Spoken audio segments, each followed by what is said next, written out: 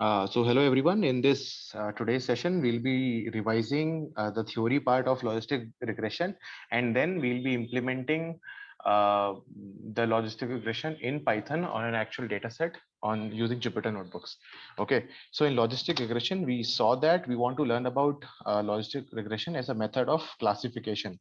So we'll be using logistic regression to classify between certain objects. Okay. So basically, suppose I have an email. So I want to classify whether this email is a spam email or a normal email or a ham email based on the contents of the email. So what is the title? Who is the sender? What is the content of the email body? Right. So based on that, I want to classify whether it's correct email or a spam email. Right. Second, suppose my problem is I want to based on the transactions and the digital footprint of any customer. How can a bank decide whether this guy is going will be able to pay my loan back or not? So whether any customer is going to default on the loan or not, right? And a better example can be based on some diagnostic test. I want to judge whether a person has certain disease or not. So you go for a RT-PCR test. So based on that parameter, that number, that output of the test, whether you have corona or not, such kind of predictions if we want to make, we can make them using logistic regression. Okay. So above all are the examples of binary classification. Binary classification because binary means two.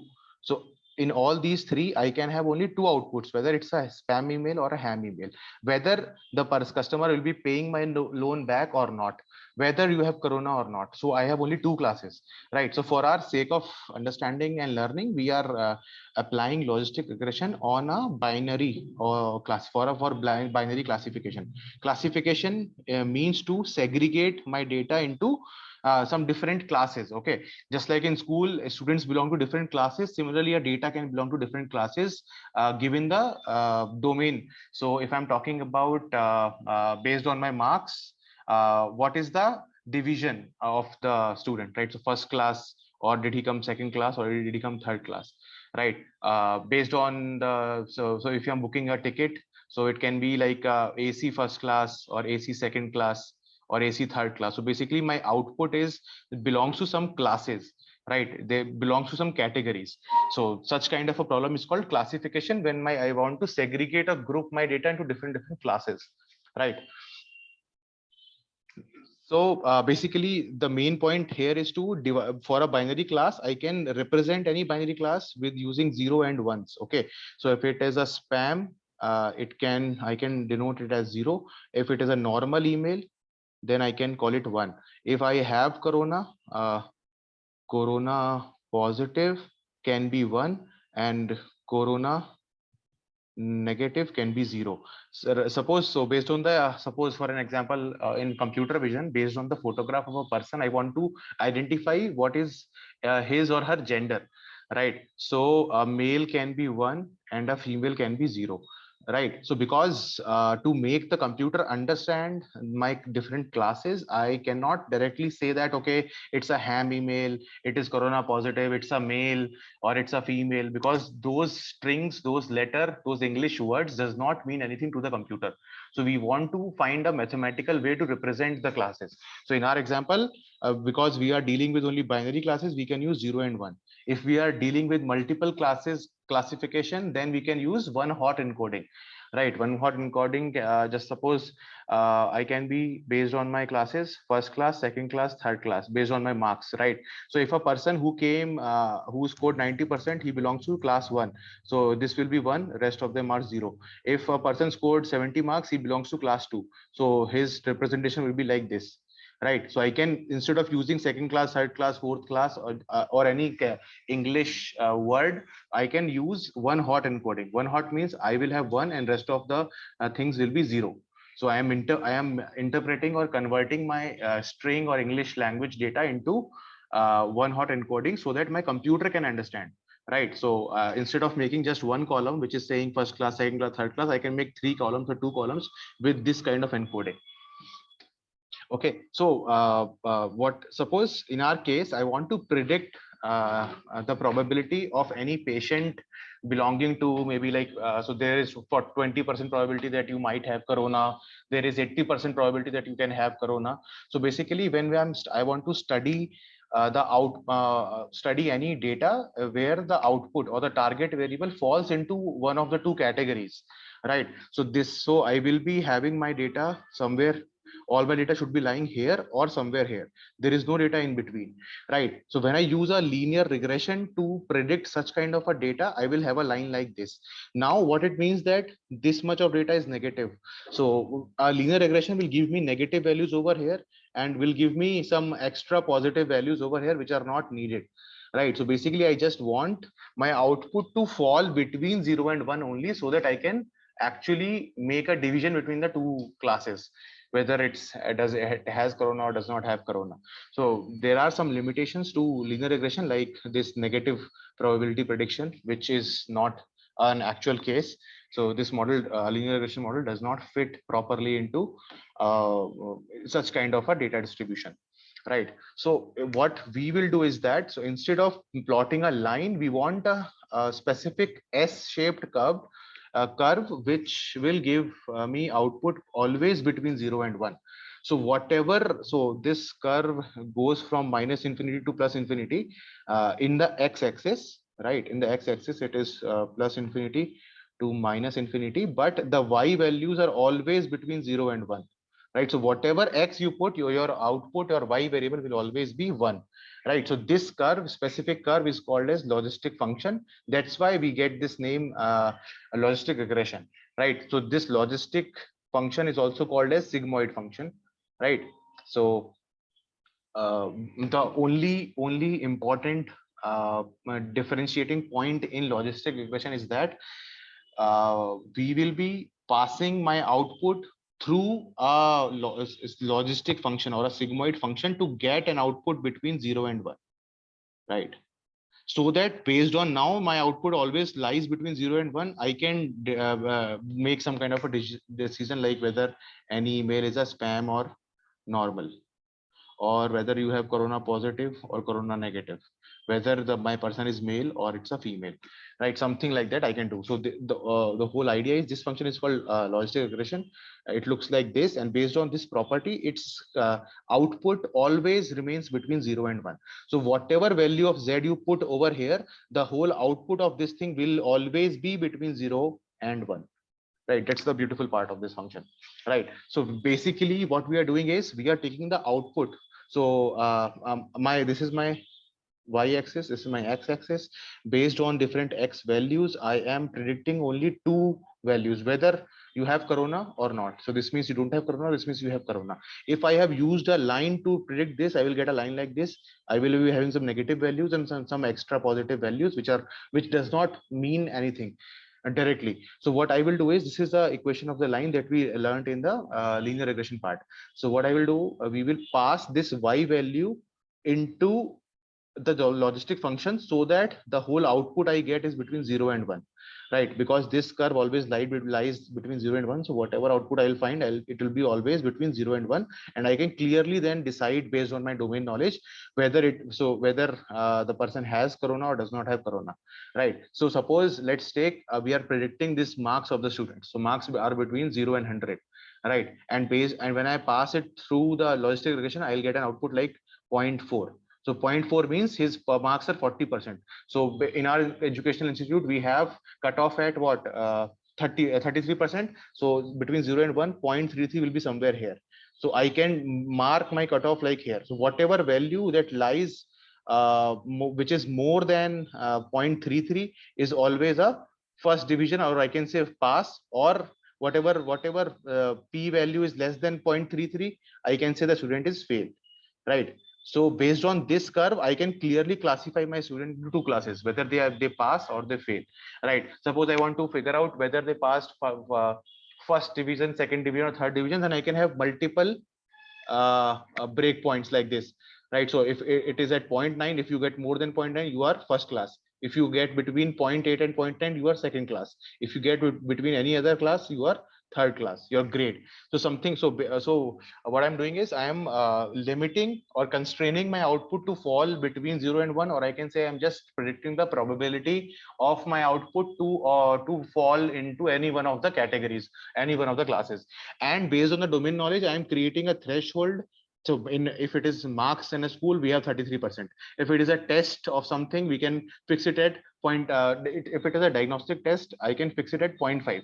So if your hemoglobin is found to be less than 0.5, then you need some kind of a medicine, you need some medical care. If it is more than 0.5, then you are fine, right? So if your SpO2 level, oxygen level is more than 90 to 95, that means 0.95, then I can say if your SpO2 level is this much, is more than this much, then you are fine. Otherwise, you need medical attention. So this kind of a threshold I can do to do classification on a real number data. Right. So this results in a probability from 0 to 1 of belonging in the one class. So, right. And we can set a cutoff point at 0.5. Anything below it results in the class 0. Anything above is class 1. So suppose by default, it's meaningful to take the cutoff at 0.5. It will vary depending on the domain knowledge, depending upon what is the data that I am performing this test on. Okay. So if any value which is more than 0.5, we will say they belong to class 1.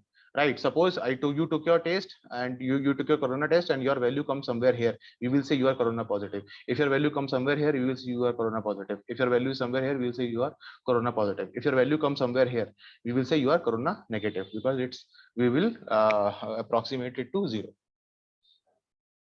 Right. So we use the logistic function to output a value ranging from 0 to 1. Based off of this probability, we assign a class. So the ultimate summary is that we will any output, any real number output will be converted into a value between 0 and 1.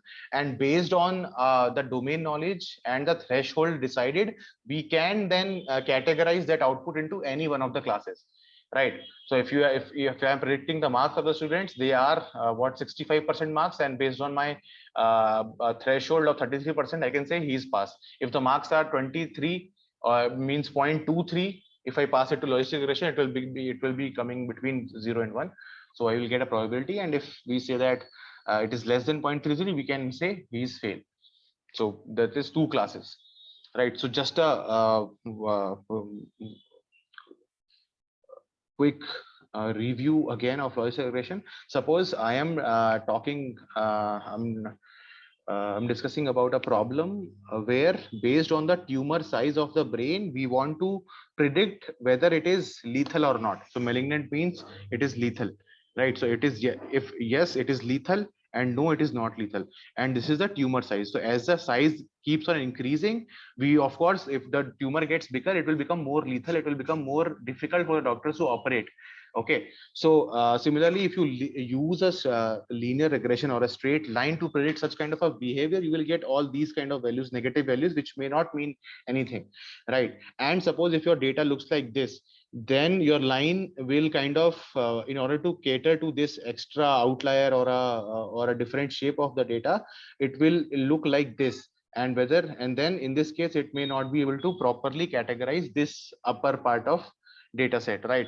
So it's better when my output is lying between is a categorical output, and I want to categorize into just 2 bins or 2 classes, I will use a logistic regression, right? So here, if the data looks like this and I'm using a linear regression, the model may work fine. But in a real world, if the data looks more staggered and it is very vaguely distributed, then a linear regression might fail. So this is the case most of the time. So it's better to use a S-shaped curve, which is called the logistic regression or the sigmoid function, to correctly predict the output of a categorical variable. Categorical variable means my variable is a category. It's not a number. Okay. So based on this, I will decide whether the student is pass or fail, whether I have corona or not, whether this tumor is malignant or not, lethal or not. So it's not a real number. It's a category, right? So the difference between that, so in linear regression, on certain data points, I try to approximate their behavior with a straight line. Here I will try to approximate the distribution of data into classes based on a S-shaped curve. Right. So here my equation, this is equation of line. H is equal to, we saw that y is equal to C1 C naught plus C1x plus C2x2 plus C2x3 C3x3. Similarly here the hypothesis, the hypothesis looks like this, where in the Z I will pass the output of my linear regression, linear regression output. Right. So basically all these things are math is we are required to know what happens underneath, but all this math is being taken care of by Python library, scikit-learn. Right. So in just few lines of code we'll be able to uh, create our linear regression model, train it on the given data, and then make predictions with just few lines of code. All of this math we need not to do manually, but if you want to do it yourself, then you can actually write this function yourself, do all this mathematical calculation by yourself also from scratch. Okay, so we need to evaluate our model. So how can we evaluate our model? We know this confusion matrix. So we have some predictions from the model, and we have some actual labels of the model, right? So in all total, this total is 165. So my model is making 165 predictions, and these are the results. So model said yes. Model said no, and it actually was no. So basically model said yes, you do not have corona, and actually he does not, and the person does not have corona. It was that case 50 times. My model said yes, the person has corona, and actually 100 of them had corona. So my model actually gave 150 upon 165 times it was correct, right? It was correct out of this many times. 5 times my model said the person does not have corona, but in actuality the person had corona. So this is wrong classification. This is what? False negative, right? Because my model is falsely saying negative, rating negative. So the classes yes and no, 0 and 1, positive, negative, it depends upon us. So if we have two classes, we can either call them 0 and 1, we can call them either positive or negative. It's up to us how do we want to name them, right?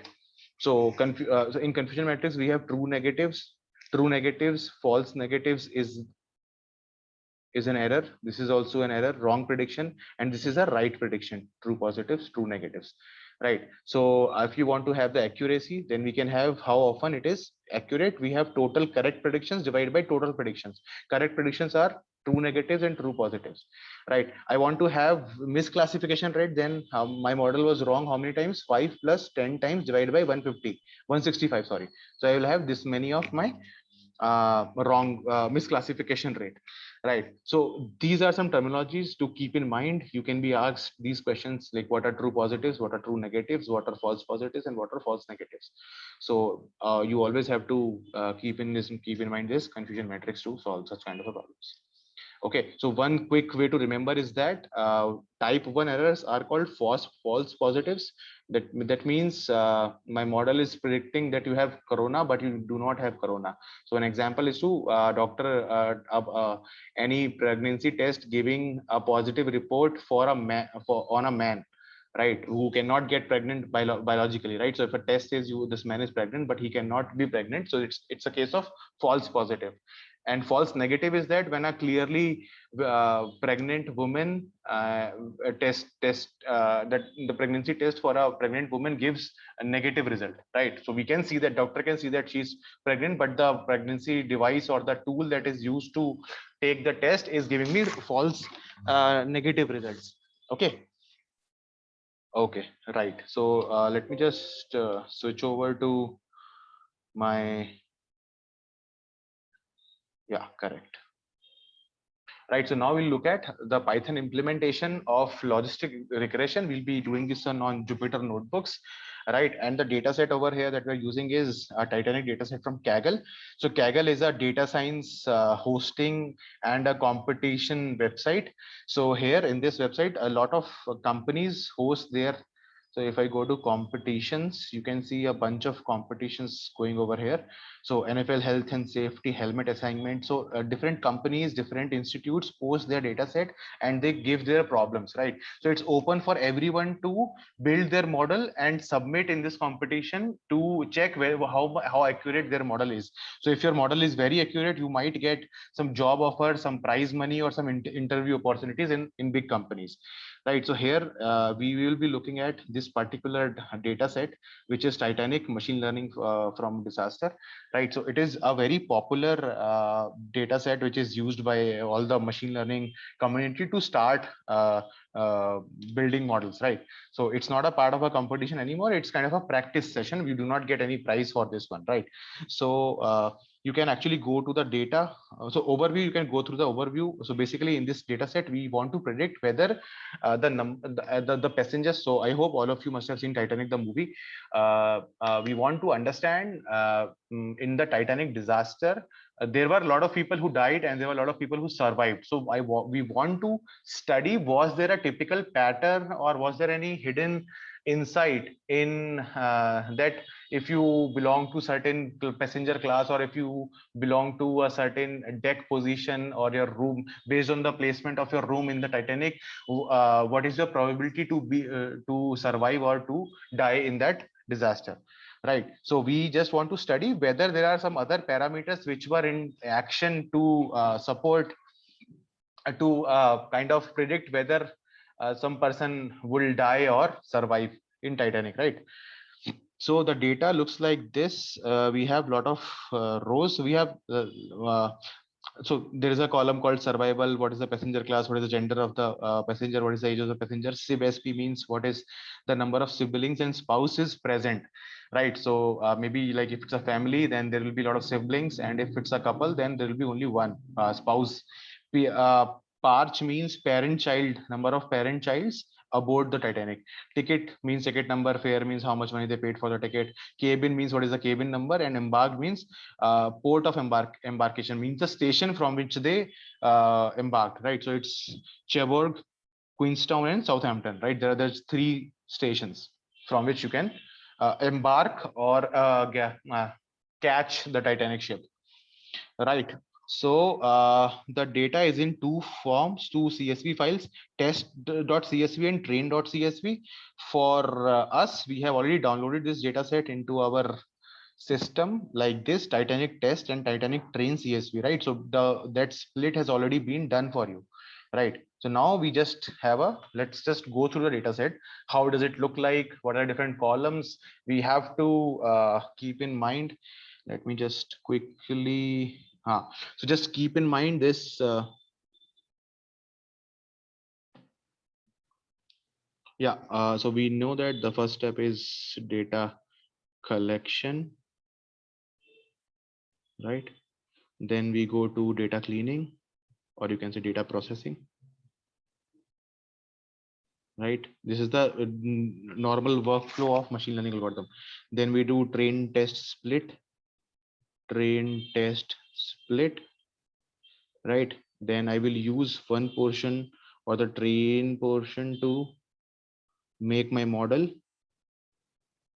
right? And I will use the test model to validate, right? To validate my model by how is it working. And finally, I will do the deployment. So just this cycle you keep in mind. We need to collect data, you need to clean the data. After cleaning and doing data, not just cleaning, processing the data means converting the data, the normal human understandable data into computer understandable data, where my machine learning algorithm can understand the meanings of all the columns, right? Then we have to divide my data into test and train, and based on the training set, I will make my model. I will ask my model to learn, to remember, just like a student learns from question answers.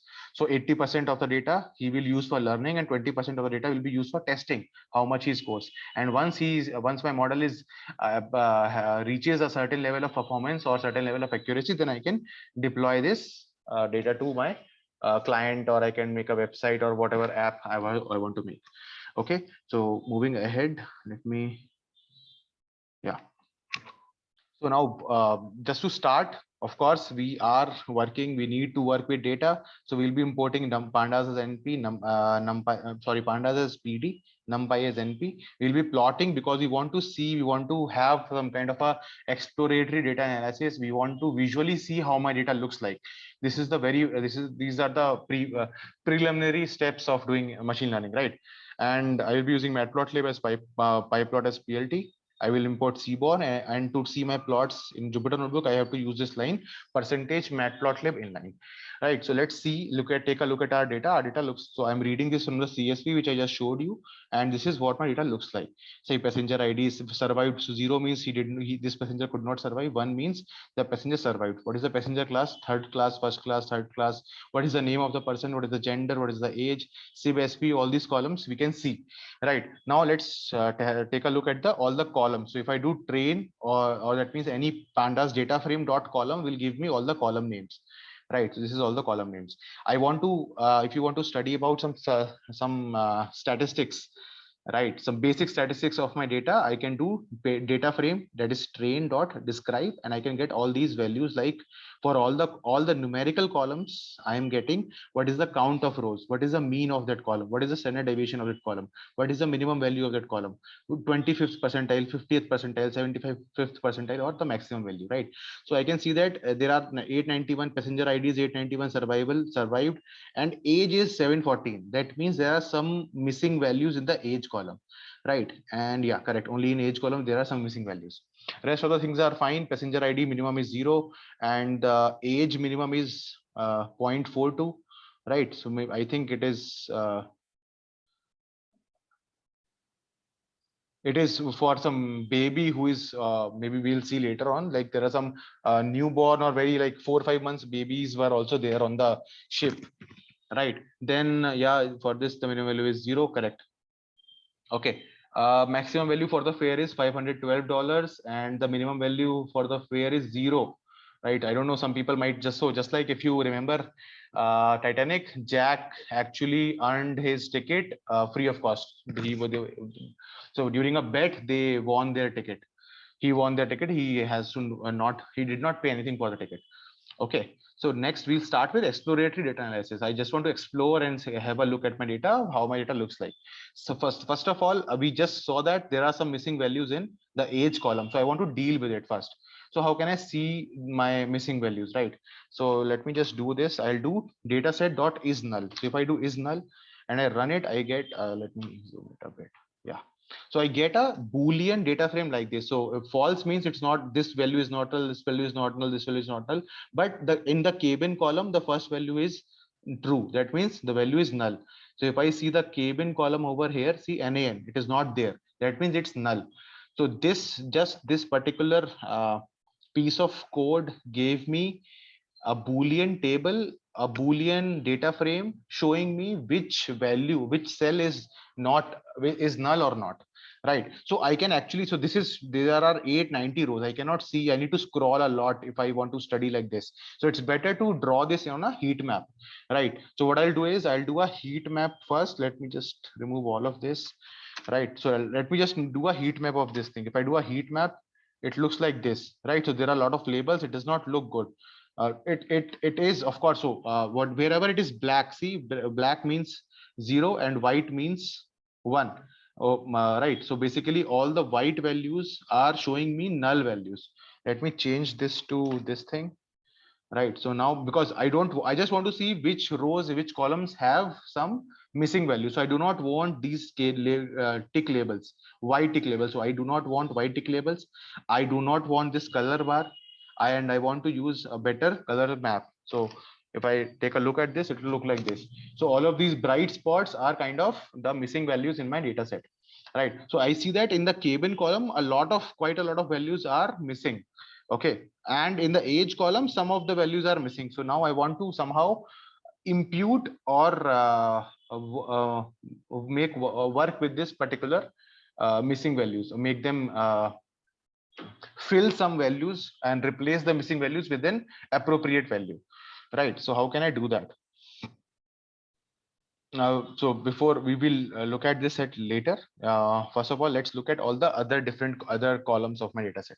So I'm just setting this style to be white grid because I like it personally, right? And I'm plotting a count plot. I'm just counting how many people survived, right? in this. So how will I do? SNS seaborn dot count plot. X column should be survived column, right? And the data set is this. Now I'm doing a count plot, so I can count only one column at once, right? So on x-axis I have whether they survived or they did not survive, or they survived, and on the y-axis I have the count. So I see that almost 550 people could not survive, and almost 350 people were able to survive, right? So my total count was 890, right? There are 890 passengers on the Titanic data set, right? So in from those 890, around 530 or 540 could not survive, and only 350 could survive, right? Now if I want to see, suppose I want to see the count plot gender wise, so I can provide a third parameter as hue. I can provide a second sex as the hue parameter in the same plot, and I can plot them like this. Okay, so it shows that there are a lot of, so this is 0 means these people could not survive, 1 means these people survived. A strange thing is that the people who could not survive, a majority of them were male, because blue color is for male and pink color is for female, right? So a lot of female survived as compared to males, right? So as we have seen in the movie, when the lifeboats were taking people from the sinking Titanic ship, so the priority were given to the children and women, right? So this also, the same thing is also reflected in our data set.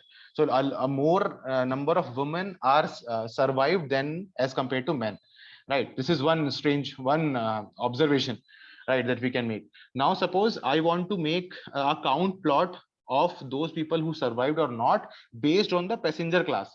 So there were 3 classes: first class, second class, third class. Now I want to see based on the class what was the survival rate, right? So I see that the orange, so the blue color is first class, the green color is second class, and the orange color is third class.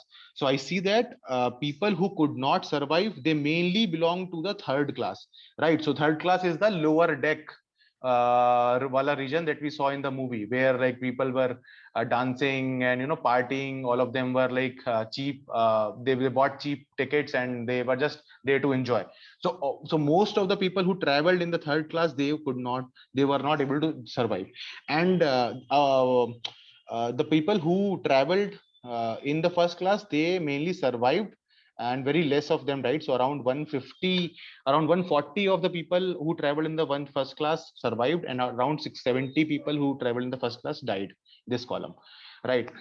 If you were traveling, if the passengers were traveling in the second class, they were more or less, there was kind of an equal distribution. So 100 people around died, and around 80 to 90 people survived who traveled in the second class. Okay, this is just a general observation. So we can actually make some hypothesis like that. Okay, if a passenger is traveling in the first class, in the third class, there is a higher probability that he would not have survived Titanic, right? So next we want to see what is the distribution of age, right? So of all the passengers, what was the distribution of age? So I will do SNS dot distribution plot. I will plot this column and remove the NAs. So this means remove the NA part. So in this column, after removing NAs, you plot everything, and I don't want to see the KD, that curve. I don't want to see. This is my color, these are my bins. So I get a plot like this, right? So I see that in the first 0 to 10 years of range, I had a lot of people. As you can see, very close to 0, I have around 25 newly born children who were there on Titanic, right? And of course we have a lot of people between the age of 20 to 30, and as the age increases, we had very less people. So there is, I think, what, 5 to 6 people who were of age 80, then around same 5 or 6 people who had age around 75, right? So this is the distribution of age. So so one surprising thing is that there are surprisingly high number of babies which they who are what, 1 year or 6 month old, right? Like this, who were on board. So it's kind of a bimodal. So I have one mode is that one of the highest occurring values is between 20 and 30, and one value is between this, between 0 and 10. This is the distribution. The same plot which I plotted using Seaborn, you can plot it using pandas itself. So I can just the column train.age, and I can plot directly the histogram, right? So this also looks like the same. So it's a bit different because the bins here are 50 and here I'm plotting it as 30. So let me do it at 50, and if I plot it again, it should look like more or less the same. Yeah, like this. So they're exactly the same. The texture is different because I'm plotting it using the inbuilt pandas plotting method, and here I'm using Seaborn, and here the color is different, dark red and dark red. So it's their interpretation is different, right? Next is suppose now I want to study the distribution of siblings and spouses, right? So how many people were traveling alone, how many people were traveling as a couple, how many people were traveling as a family of 3 or 4 or 5 or more people. So when I do a count plot on the SIB-SP column, SIB-SP is siblings and spouses column of this data set, I get this plot like this. So we figured out that a lot of people, around 600 out of 890 people were traveling alone. They had no SIB-SP, they had no sibling, they have no spouse. uh, Around 200 people were kind of traveling as a couple because they have only one value of one. Here I think this is like they can be a group of friends this or a family. So there were people who were traveling as a group of 8 also, a big huge rich family who was traveling on Titanic. So you can see the distribution. There are a very high number of people who are traveling solo. There is the second highest are the people who are traveling as a couple, and then all the other families in a group of 3, 4, 5, or 8, they are very less, right? There are around 4 or 5 or 6 values, right? Next, suppose I want to I want to plot of all the passengers how much they paid for the Titanic ticket. Okay, so I just want to plot the fare column. I want to make a histogram. Whenever I want to observe any single variable, I will always plot a histogram. Okay, histogram will give me how the values are distributed for one variable. Okay, so now I'm plotting my histogram. This color depends on me. Bins I can decide, figure size I can decide, right? So if I plot this, I'll get a distribution plot like this, where I can see most of the people paid very less. So it's around zero. Around 375 or 380 people paid around what 10 to 20, $20, $30 only, right? So this is what $40, 50, 60, 70, 80, and $100. So a majority of people paid close to 10 to $20 for the ticket, and this is the price at the time of Titanic. So do not try to relate it to today's time, right? And there were quite a lot of people who actually paid around $500 or maybe around between $200 and $300. Very few number of people. So this can be a result of like the last minute reservation where the tickets get high, just like it happens with flights. Okay. So this part, I don't think we can do it as of now. We can take up a separate session for this one.